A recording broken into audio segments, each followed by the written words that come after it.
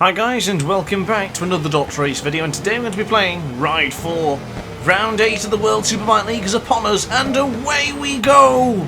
Starting from the back of the grid, bit of a disappointing start for Felix Bishop there, who started 8th place on board the Aprilia RSV4 factory, same bike that we're on. Of course, we're rocking the power electronics from the Aspar team in MotoGP in 2013.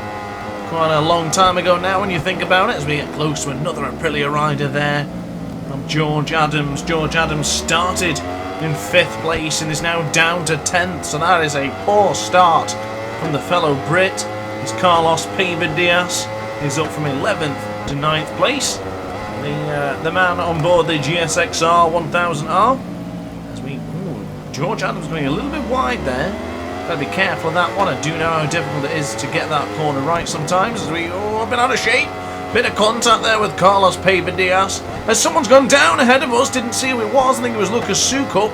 Classic shout out to the Czech Republican in the chat for knowing how terrible I say Lucas Sukup. I still don't know how to pronounce that man's name. I do apologise for all the cringe, but nonetheless he'll go up on the inside of the Suzuki man.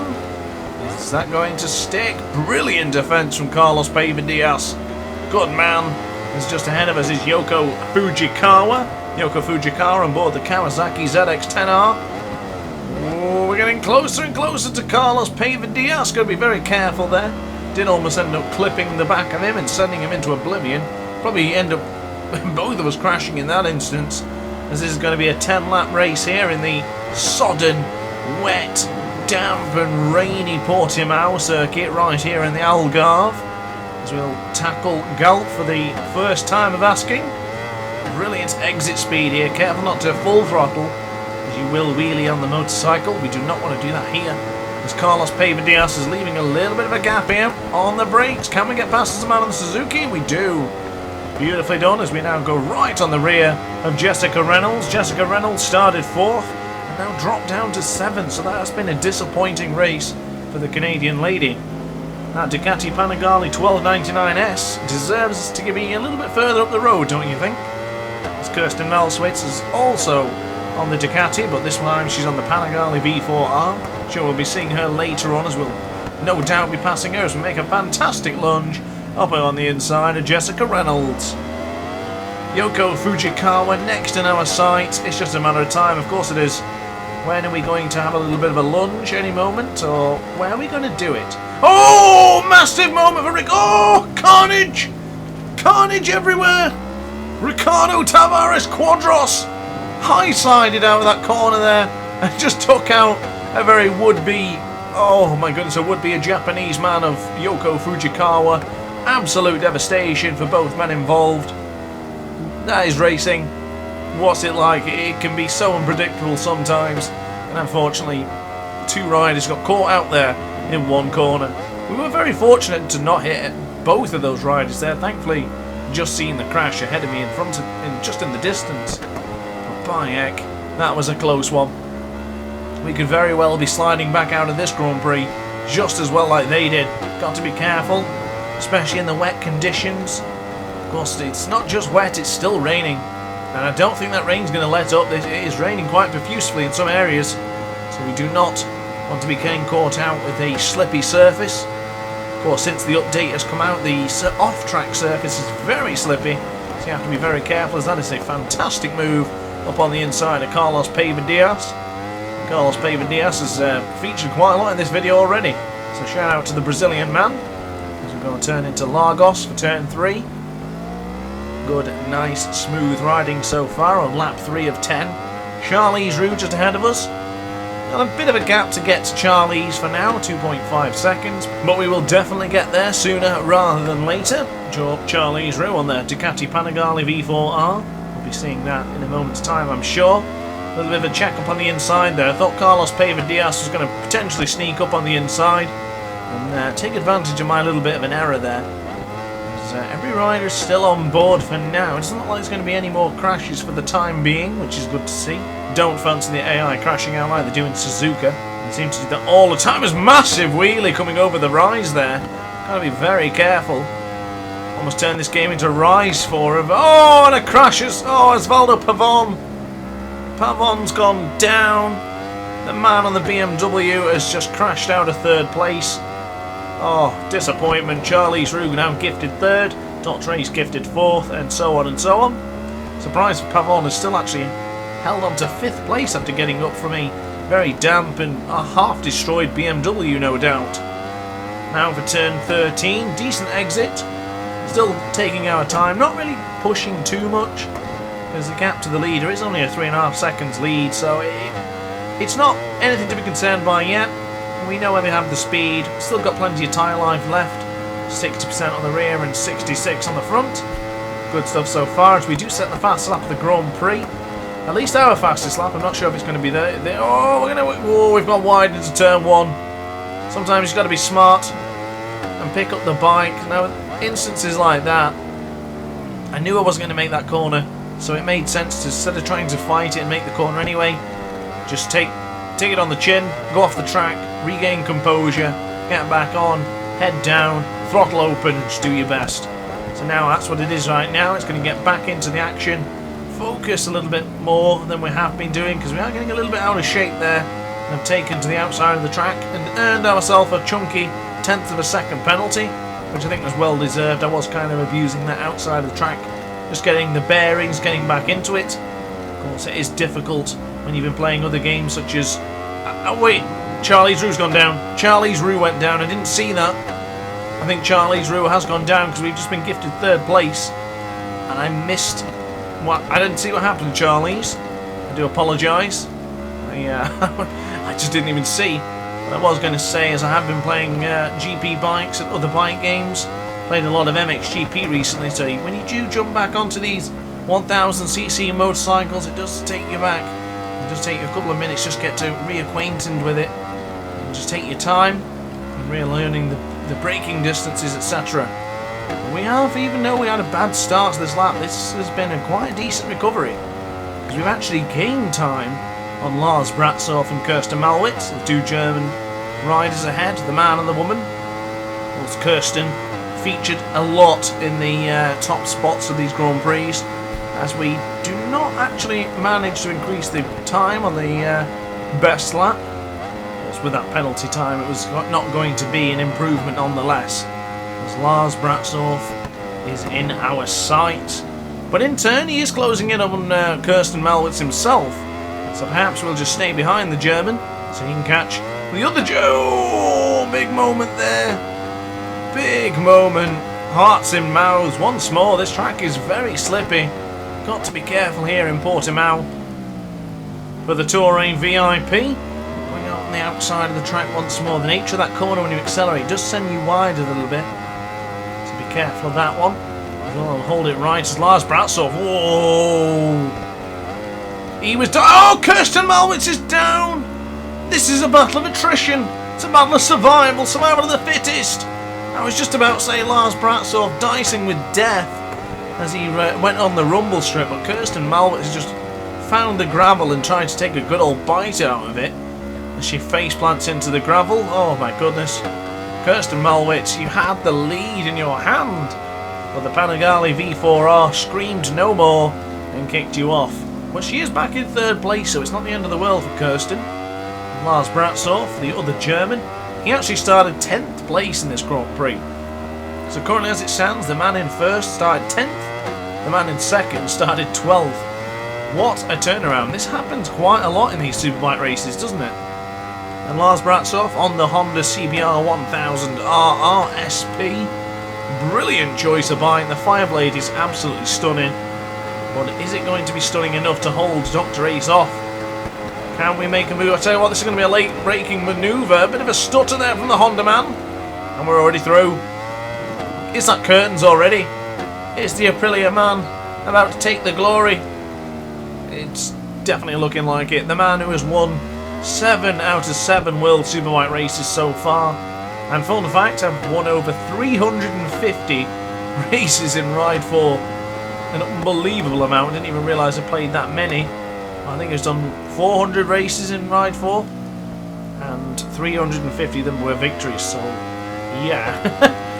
Quite a lot, let's say. I do play this game quite a lot, so it does kind of make sense. Now into turn 7, got to be very careful of these couple of corners now because we've seen many crashes. Turn 8 for Samsung, we've seen Kirsten Malwich crash out of the lead when it looked like she had this one in the bag. Well, not quite, because we knew we were coming, but at the same time, she had a very comfortable lead. So it's a bloody shame that she crashed out. I was rather looking forward to battling to the finish with her. Well, of course, cheated out of a battle once more. So a second lead, turn 12, with only 4.5 laps to go. I think this one's in the bag, quite honest with you. And do know since the update the AI is a little bit more competitive, but unfortunately they're not that competitive enough to say it could compete with playing online. But I'm still enjoying it very much. Of course, I do adore this game, I really do. I've had a terrific couple of months with it and I'm eager to see what else they bring. Of course, we do have the Italian style pack that came out yesterday. I haven't actually had a chance to play any of the bikes yet because I made this video before that actually came out, which is, yes, somewhat a bit of a fourth wall breaker for you there, but unfortunately I didn't get a chance to make a video on it yet. Still got quite a lot of videos to be doing yet as well, so bear in mind that I've got plenty to do and I will get that video up as soon as possible because I am eager to find out what the bikes are and what bikes we can use and what bikes are good and which bikes are bad. So stay tuned for that one. Of course, if you haven't subscribed already and you're enjoying the content, be sure to hit that like and subscribe button. I'd be very grateful. The impact that the like and the subscribe makes is quite massive and I don't think that is understood by many. So if you could, I'd be very grateful. But for the time being, it doesn't look like Lars Bratsov is going to catch up, and it looks like that Kirsten Malwich has potentially made another mistake. And Kirsten Malwich finds her way back onto the podium in 3rd place, which has just changed again. Has Charlie's Rue gone down as well? Now Kirsten Malwich is in 2nd and Lars Bratsov is in 3rd. Oh my goodness. The AI cannot stay on 2 wheels on this game. And every time, I think Mad Max pointed it out last time, it's the AI run on the rumble strips just too much. So when they're on the rumble strip they just slide off because it's obviously out of whack. Now I do know myself, when you go on the rumble strip you do need to give a little bit of a twitch every now and again to make sure you don't just slide over the rumble strip.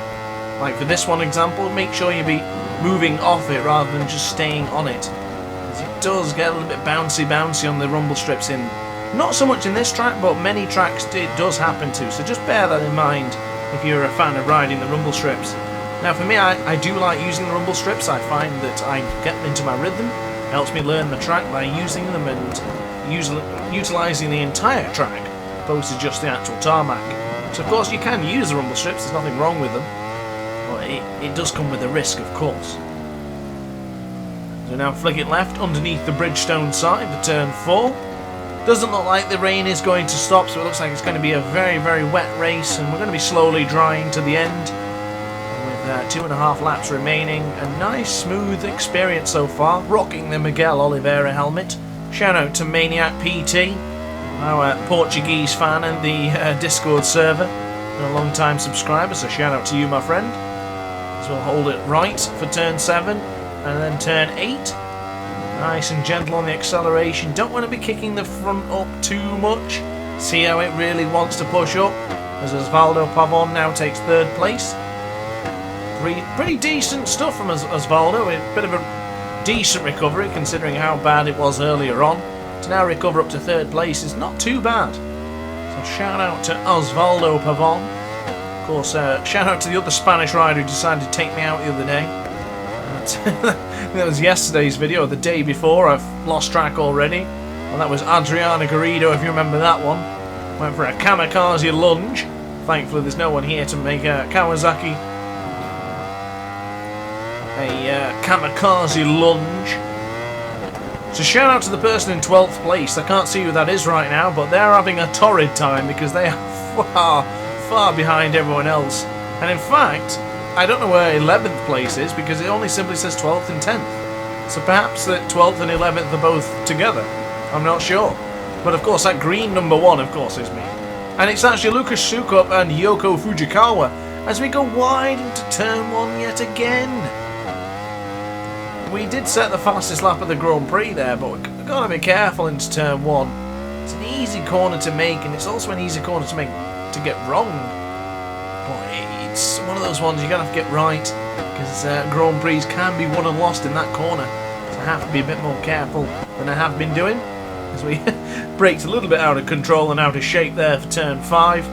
Nice and tight though. Accelerate as you see the rumble strip line up, and you're not doing too bad.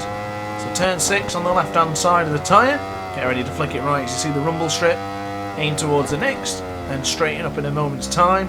Beautifully done for turn 8 of the Samsung. And again, careful on the acceleration. Don't want to be lifting that front end up.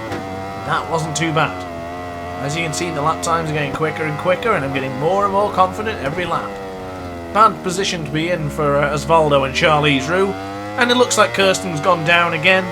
Osvaldo Pavon now in receipt of 2nd, and Charlize Roux from 6th place on the grid into 3rd on board the Ducati Panigale V4R. So a quick mention, guys, as well, if you do have any video requests, be sure to let me know in the comment section down below. I do have a long list of videos to do, and requests always go to the top of the list, or near enough to the top if I can.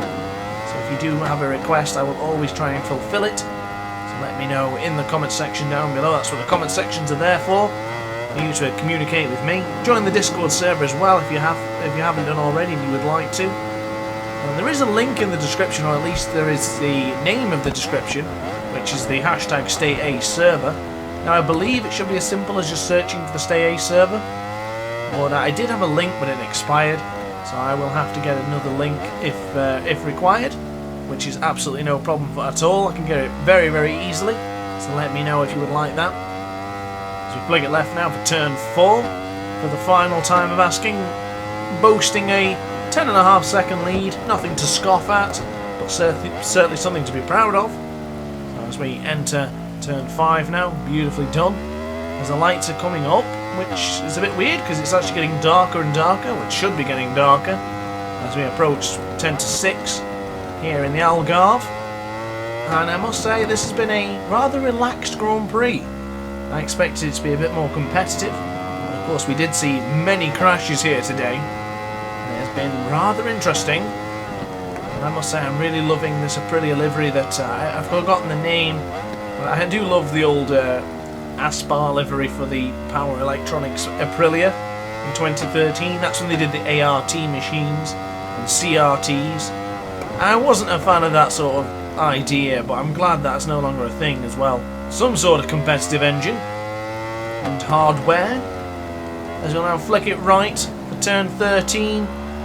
The championship is well and truly in our hands at this point. I don't know what the championship points would be at this point. But we would be dominating because that's 8 wins in 8 races. 100% perfect victory. And I can't wait for round 9 of the World Superbike League. So stay tuned for that. Stay ace, etc, etc. And guys, thank you very much for watching. There's been another successful video and another successful win. Have a funky wheelie. I hope you enjoy it as much as I did. So if you did enjoy the video, like, comment and subscribe. Hit the notification bell to be alerted to every single DrAce upload. And thanks for watching, guys, and I will see you next time. Ciao for now.